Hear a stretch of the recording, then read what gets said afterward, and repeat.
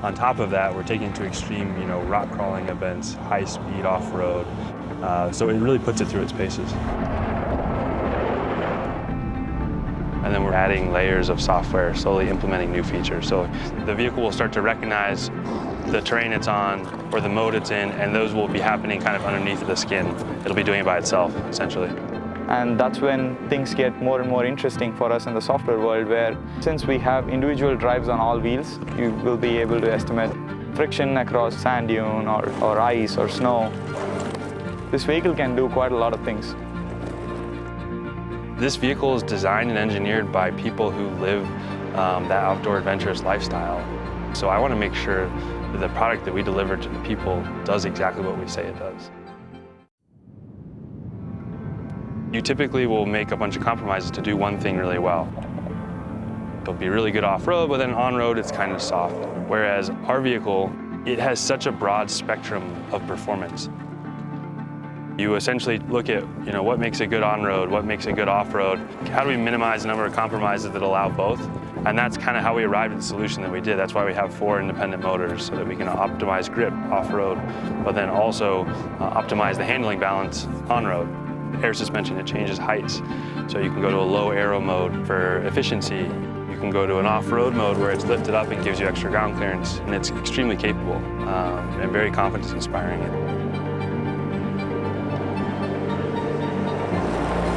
We're doing the Davis Dam cycle, and so this is where a lot of trucking companies come to prove out their towing capacity.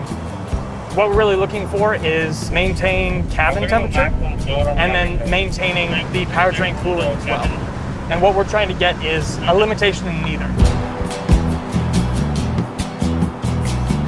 Did it on Davis Dam with 11,000 pounds, so it was pretty good to see that, like thermal validations happening.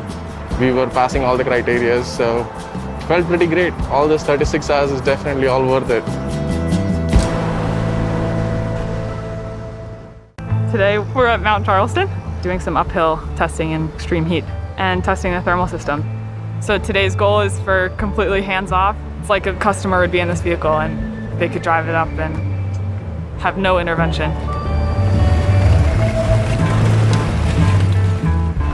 Realistically, if we have customers that own our vehicles that live out here or want to drive around here and see the scenery, we need to build a car for them too. So we're really testing the car so that our end users can use the truck the way they want them. Like, it's 99 degrees Fahrenheit and we're already at 4,000 feet. This is a fairly extreme test. It's a step up in difficulty from what we were doing in Davis Dam. Targeting 50 mph. Copy that. We're at 35 right now and increasing speed. Cruising, The car seems to be performing really well. Temperatures are okay. Hall's perfectly fine.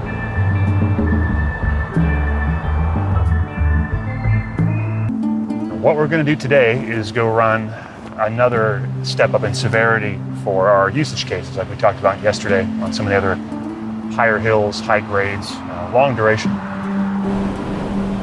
Conditions are so severe with the grade, the weight, the temperatures, and the reason we run it is because it's kind of a final check to quantify how good or how robust our cooling systems are. We take the vehicles out, we run them in the real world conditions, we capture everything we can possibly think of to help correlate our lab work.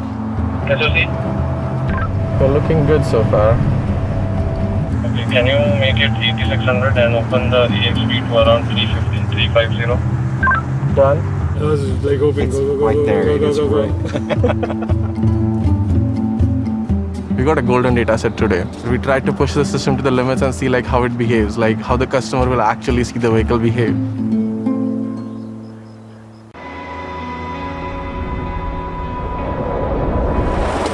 We're in the middle of the desert in Arizona at a proving grounds that allows us to explore the limits of this vehicle, both on-road and off-road. We try to subject it to the harshest terrain possible so we can understand what works and what doesn't.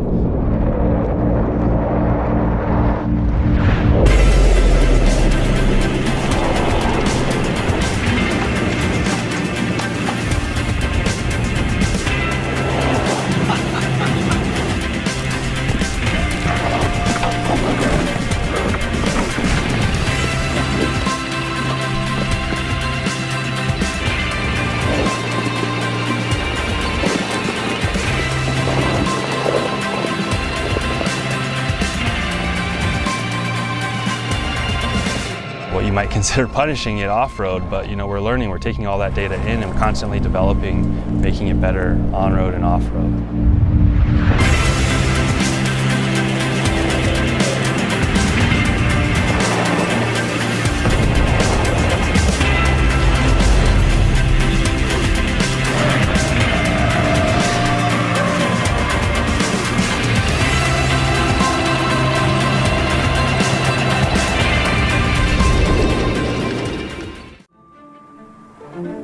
You and I have very different usage patterns. The way you drive is different from me. The way you charge, most importantly, is very different from me. So we've inserted into our battery system the ability to learn and enhance the life of the pack through real-time, in-situ adjustments to a variety of control parameters. It's really complex. So, what we say is we have smart batteries, which is like a massive oversimplification.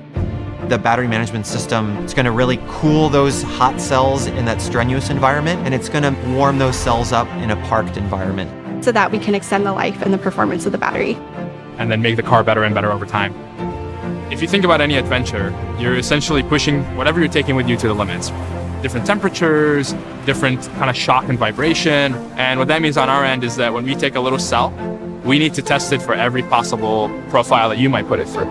It can be used towing a boat in the middle of summer. The same customer during the winter may also go skiing in the negatives. My team's job is to satisfy all the use cases that this vehicle can potentially see. They want to know that the battery is going to last them years and years, and it's going to maintain that same power that they expect from a Rivian vehicle.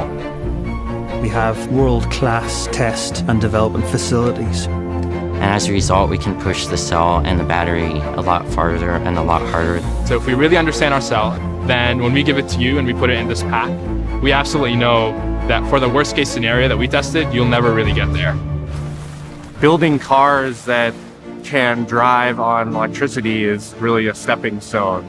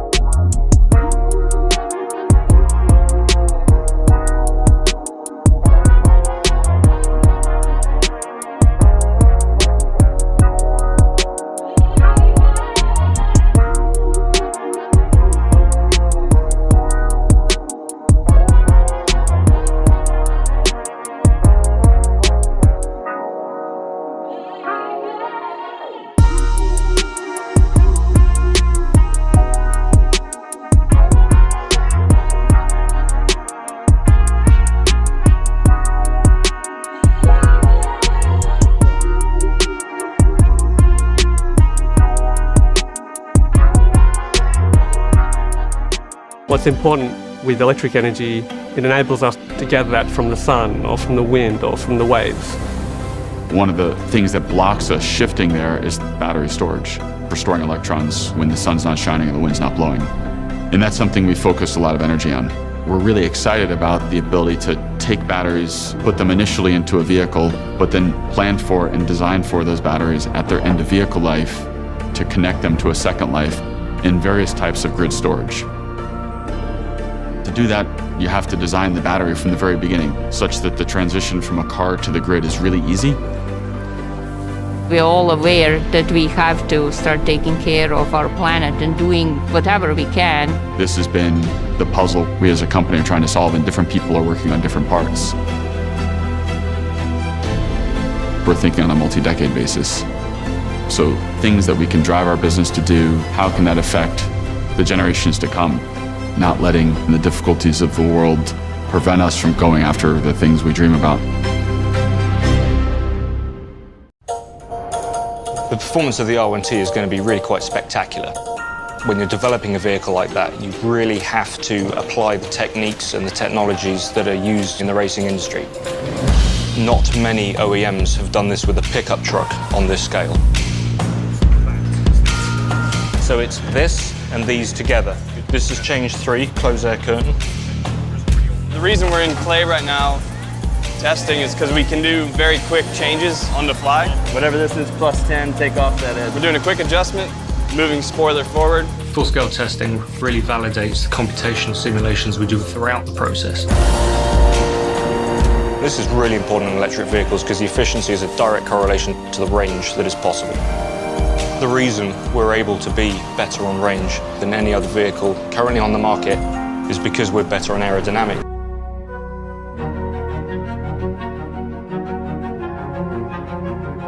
You follow a good idea. This electric adventure vehicle, it required new ideas. An electric vehicle that can be capable of traveling through harsher terrain, harsher environments.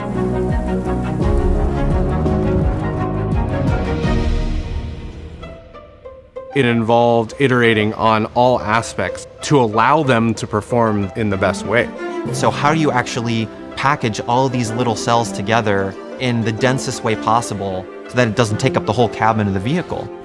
You found really amazing ways to stack these cells up, connect them all together, and cool them as well. You need to reject quite a bit of heat if you're really going to be pushing your vehicle hard. Everything that's in-house is in-house because it enabled the company to open up possibilities. What we do first is we put all the chassis components, the battery, a lot of the thermal components, and the DC to DC chargers, a lot of different components. Once that's all built, then we start marrying the top hat, which another word for it is the body in white. But in order to do that, we have to put adhesive around the skateboard components. So we spend a lot of time preparing for it, making sure it fits, and then we lift the body up, put the bead of glue in, drop it down, bolt everything down, and we get it done pretty quick. It's used for various testing, vehicle dynamics, winter cold testing, suspension, chassis, electronics, software, autonomous. So we really bust our ass here, and I couldn't ask for a better crew. You guys seen these up close? These look great. So these are the 20-inch all-terrains, and this is the 21-inch all-season. Low rolling resistance tires. Isn't that lovely? It's one of my favorite parts of the design. Awesome. This is a mix of engineers, manufacturing engineering, manufacturing ops, technicians, and we're all together working through building these cars. See a skateboard being assembled down there just a few minutes prior. I think you guys caught it earlier. Here, we assembled the battery underneath, the front and rear subframes, the drivetrain. You can see we're now laying in elements on the skateboard on top. We can walk down and take a look. And essentially what you see is manufacturing engineers, manufacturing ops, vehicle engineers, all working together, all these production parts coming together in a production representative process, in a production representative orientation. The quality aspect of this is really important. So you see on all the part inspection booths we have around, what we're doing is we're making sure the parts coming in from the suppliers are hitting our quality spec as well. It's really important that we do this collectively together. It looks so freaking cool, doesn't it?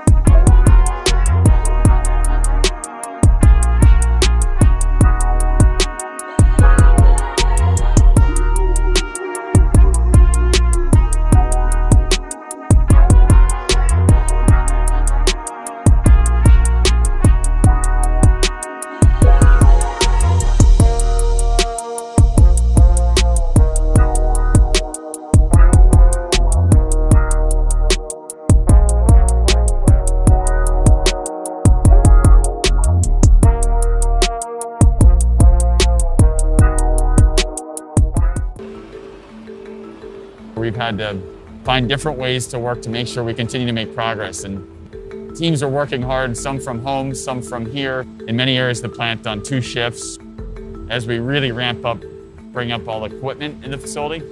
And over a very short period of time, essentially over a couple of months this fall, this 500,000 square foot room will be filled with our body shop, with robots, with fixtures, or conveyance, general assembly. There's a robot there. You guys want to see it? Yeah. You can see it's in the same blue as what's going on the truck. So we like the color so much we decided to paint all of our robots that color. So how many of these things do we have here? About 500. Cool, right? All the parts that come into the facility from suppliers, they come in largely in reusable dunnage. So containers that we can reuse. You know, we take the parts out and we ship the containers back. We're using ocean-based plastics to build them. And because we need thousands and thousands and thousands of pounds of plastic, you know, basically create like a vacuum cleaner for plastic in the ocean and put them into all of our containers. At their end of life, or if one's damaged, we can recycle it and use it in another container. So it's a really creative process by our packaging and logistics team. The product is the result of thousands of decisions across many different domains coming together. The decisions we're taking need to be really aligned, and if they're not, you can feel it as a customer, you can feel it in the product. I think everybody's really excited. Everybody wants to build a lot more of them. I am so excited that they have license plate and they are on public roads. It's win number 1, the first car which is truly registered for Rivian. We built this vehicle to get some early durability testing. It looks and feels somewhat like production, but is very early and somewhat prototypey. When you give it full throttle, it is like 4 seconds to 80. In the production vehicle, we'll have more power and more torque to go even faster. 100 days of driving, 13 countries, 13,000 miles, wide open spaces. There are a bunch of wild horses. We just pulled up next to them, and it's a completely silent vehicle just sitting there idling, but there's no idle because you're an electric vehicle. One of the biggest challenges is charging. We built out a charging network throughout this route of South and Central America so that you can do this. We're really happy to be showing people that you can have an adventure in some of the most remote places imaginable. Wow. This place is amazing. The testing is going really well. We're getting lots of data to understand what's happening, specifically with the battery, suspension, and chassis components. How can we get the car to act and react better? We've taken all of that data, we've put it into the vehicles that we're going to have out to customers next year. I mean, we're all familiar with a lot of electric vehicles on the road today, but there is nothing sort of doing what this vehicle is embarking on right now. We've got sand, we've got rock, these washboard roads, constant go, go, go, go, go, go, go, go, go, go, go for, 90 plus miles. It's all going to create a better product at the end of the day, because this is a pretty epic adventure, and if they can get through this, I think they'll get through pretty much anything. I don't know, the fact that we're out here getting to do this and show the vehicles are capable, it's a pretty sweet day at the office. We're in what it feels like the middle of nowhere in Arizona.